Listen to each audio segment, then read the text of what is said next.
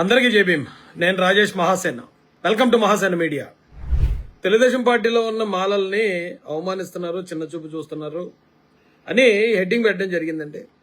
దీనికి సంబంధించిన కొన్ని వివరాలు మీతో చెప్పాలి. నాకున్న కొన్ని అనుమానాలను కూడా ఈ రోజున మీ ముందుకు తీసుకురావాలనుకుంటున్నాను.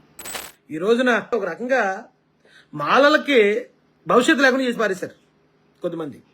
అది ఆ కాంగ్రెస్ పార్టీలో ఉన్నవాళ్ళు కావచ్చు, లేదా వైఎస్ఆర్సీపీలో ఉన్నవాళ్ళు కావచ్చు, లేకపోతే ఆ పార్టీల మత్తులో ఉన్న మాల నాయకులు కావచ్చు.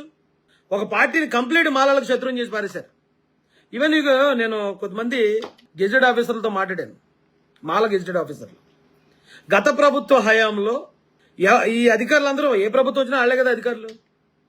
కానీ గత ప్రభుత్వ హయాంలో ఉన్న రెడ్డి అధికారులు ఎవరైనా ఉంటే, వైసీపీ కోసం అనుకూలంగా పనిచేసిన రెడ్డి అధికారులు ఎవరైనా ఉంటే వాళ్ళనన్నా విడిచిపెడుతున్నారు. కానీ మాల అధికారులు ఎవరైనా ఉంటే వాళ్ళకి పనిష్మెంట్ పడిపోతుంది.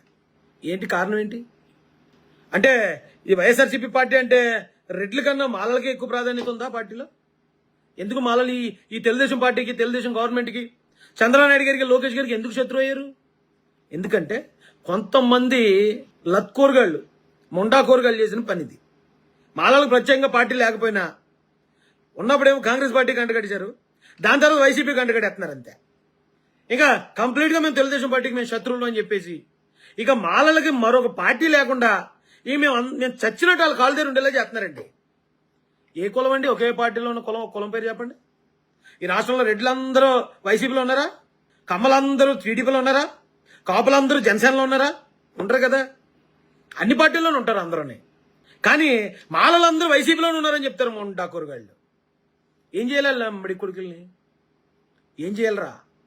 మీరు చేసే తప్పుడు ప్రచారం వల్ల, అవును ఇక మాలందరూ వైసీపీ అంటు కదండి, మరి మీకు ఏమి పోస్టింగ్ ఇవ్వాలన్నా, మరి ఏమైనా చేయాలన్నా మీరు వైసీపీ అంటున్నారండి అని పాపం మాలగా పుట్టినందుకు ఆ ఉద్యోగులు బలైపోతున్నారు తెలుసా.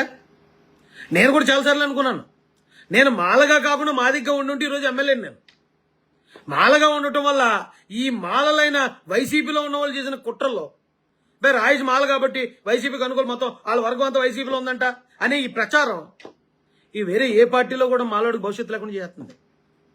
అది ఒక టీడీపీ కాదు, జనసేన కాదు, ఏ పార్టీలో కూడా మాలోడికి భవిష్యత్తు లేకుండా చేస్తున్నారా లత్కోర్నాయాళ్ళ. మిగతా కులాలన్నీనేమో అయితే ఆ పార్టీలో ఉంటే ఆ పార్టీలో ఉన్నవాడు ఆ పార్టీ నాయకుడు అవుతాడు, ఇంకో పార్టీలోకి వెళ్తే ఆ పార్టీలో ఉన్నవాడు ఆ పార్టీ నాయకుడు అవుతాడు. కానీ ఇదేంటి? వైసీపీకి చెందిన రెడ్డి అధికారులు కూడా మంచి పోస్టింగ్లు తెచ్చుకుంటున్నారు. వాళ్లకున్న పరిచయాలను బట్టో, లేకపోతే వాళ్ళ లాబింగ్లు బట్టో ఏదో విధంగా. కానీ ఈ ప్రభుత్వంలో, లేకపోతే ఏదైతే anti YCP party, anti Congress party హయాంలో మాల అధికారులే మూల్యం చెల్లించేస్తున్నారు. నిజానికి ఆ మాల అధికారులు చాలా మంది తెలుగుదేశం పార్టీ కోసం పనిచేశారు. మేము తెలుగుదేశం పార్టీకి ఓటేసినా కాదు, మేము తెలుగుదేశం వాళ్ళని చెప్పినా నమ్మే పరిస్థితి లేకుండా చేస్తున్నారు. చాలా అన్యాయం అండి. అదండి, తెలుగుదేశం పార్టీలో ఉంటే మాలను అవమానిస్తున్నారు అంటే తెలుగుదేశం పార్టీ వాళ్ళు అవమానిస్తున్నారని కాదు, ఈ వైసీపీలో ఉన్న, లేకపోతే ఎవరైతే ఒక పార్టీకి కులాన్ని మొత్తం తాగడేద్దామని ట్రై చేస్తున్న లత్కోరుగాళ్ళు చేస్తున్న పనులు అవి. అంటే ఒక కులంలో పుట్టినందుకు ఆ కారణంగా అవకాశాలకు దూరం అవ్వకూడదండి, ఆ కారణంగా అవమానాలు పడకూడదు. నిజం చెప్తే మీరు నమ్మరు, నేను ఒక పెద్ద అయిన దగ్గర విన్నాను ఈ మాట. ఈ రోజున మాలల పరిస్థితి ఎలా ఉందంటే అస్పృశ్యుల్లో అస్పృశ్యత. అర్థమైందా మీకు? అస్పృశ్యులకే అస్పృశ్యులుగా ఉన్నారు మాలల్లో. కారణం ఏంటి? ఒక పార్టీకి కట్టు బానిసలా కట్టి పారేసి, అయితే కాంగ్రెస్, అయితే వైఎస్ఆర్సీపీ, అంతే. అలాగే ఈ జాతి మొత్తాన్ని 50 లక్షల మంది ఉన్న ఈ కులాన్ని ఒక పార్టీకి కట్టు బానిసలా కట్టి పారేయడం ద్వారా ఆ మాలలకి ఇంకా వేరే పార్టీ అధికారంలోకి వచ్చినా, వేరే పార్టీలో చేరినా భవిష్యత్తు లేకుండా చేసి పారేశారు. చాలా బాధపడుతున్నానండి నా విషయంలో. అయితే అన్ని కులాలు మంచివే, అన్ని కులాలు సమానమే. ఇప్పుడున్న పరిస్థితుల్లో ఇప్పుడేమీ అలా మోకదాడులు, ఊచకోతలు జరిగే పరిస్థితి లేదు. అందరూ అభివృద్ధి చెందాం, మాదిగలు అభివృద్ధి చెందారు, మాలలు అభివృద్ధి చెందారు. ఇక చిన్న చిన్న గొడవలు అంటారా, దూల గొడవలు ఎక్కడా జరుగుతాయి, ఎవడన్నా కొట్టుకుంటాడు. కానీ దాన్ని పట్టుకుని అది కులానికో లేకపోతే పార్టీకో ఆపాదించేసి ఇంకెంతకాలం మాల జాతిని మోసం చేస్తారు? ఇంకెంతకాలం ఈ జాతిలో పుట్టిన వాళ్ళకి భవిష్యత్తు లేకుండా చేస్తారు? జాతిని తాకట్టు పెడుతున్నాడు రాయేష్ అంటారు. జాతిని తాకట్టు పెట్టడం అంటే మాలలందరూ వైసీపీ, అది తాకట్టు పెట్టడం అంటే. మాలలందరూ కాంగ్రెసు, అది తాకట్టు పెట్టడం అంటే. నేను ఏ రోజు నా కులాన్ని చూపించి నా కులం అంతా ఈ పార్టీ అండి అని ఎప్పుడు అనలేదు. రాజేష్ మహాసేన్ అంటే మాట్లాడతాడు, మోటివేట్ చేస్తాడు. ఒక కులంలోనే కాదు, అన్ని కులాల్లో ఉన్న వాళ్ళకి వాస్తవాలు చెప్పగలుగుతాను. నేను అనుకున్న నిజాన్ని వాళ్ళతో కూడా ఎస్ ఇది నిజమే కదా అని ఒప్పించగలుగుతాను. అంతే తప్ప ఈ కులం మొత్తం ఈ పార్టీ అండి ఏంటి?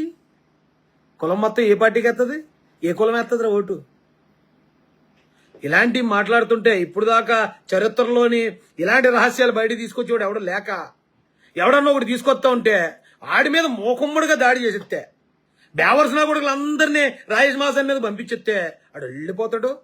భయపడిపోయి భయభ్రాంతులకు గురై వెంటనే నోరు మూసేస్తాడు అనుకుంటే మీ అంత ఎర్రిపప్పలెర్ర ఎర్రి గొర్రెనాయల్లరా. వీరు అధికారంలో ఉన్నప్పుడే మేసం మెలేసి రోడ్డు మీద నిలబడ్డామండి నేను. ఇప్పుడు ఇంకా మేము అధికారం ఉపయోగించట్లేదు. అధికారం ఉపయోగిస్తే ఒక్కొక్కరిని జుట్లకి చేతులకి వేళ్ళకి ముడేసి రోడ్లకి లాక్కు రాగలుగుతాం.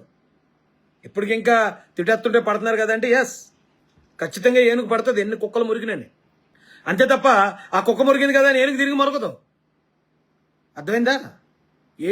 ఏ కులం కూడా ఏ ఒక్క పార్టీకి సొంతం కాదు.